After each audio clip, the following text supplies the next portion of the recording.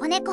僕の姿は夜の闇に溶け込み、時には存在すら気づかれないほどだ。生まれた時から他の子猫たちとは違うと感じていた。彼らが日光の中で遊ぶ時、僕は影の中で物思いにふけることを好んだ。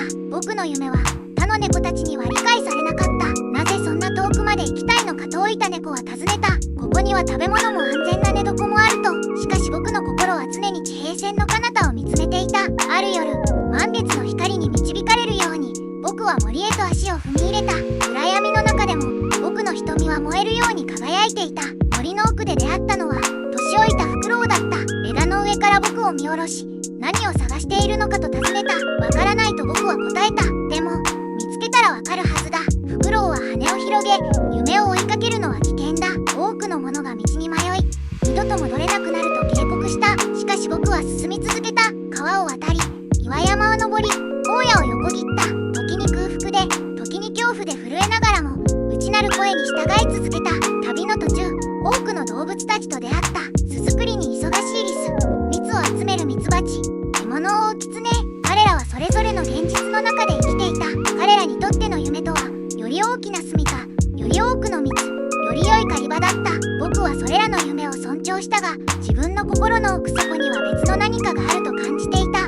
旅も終わりに近づいたある夜、嵐に見舞われた僕は洞窟に身を隠した。そこで目にしたのは洞窟の壁に映る自分自身の影だった。しかしその影は単なる黒い輪郭ではなかった。それは星々で満ちた宇宙のように無限の可能性を秘めていた。僕はその時悟った。探していたものは外にあるのではなく、自分の内側にあったのだと。夢の力とは見えない可能性を信じ、それを現実へと変える勇気だったのだ。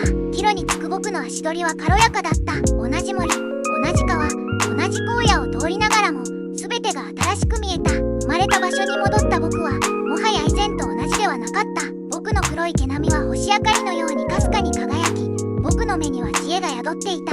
他の猫たちは僕の変化に気づいた。若い子猫たちが集まり尋ねた。どこへ行っていたの？何を見つけたの？僕は静かに答えた。僕が見つけたのは見ることができるものだけが現実ではないということ。僕たちの夢こそがまだ形になっていない現実なのだ。それからというもの、僕は他の動物たちにも夢の力を教えるようになった。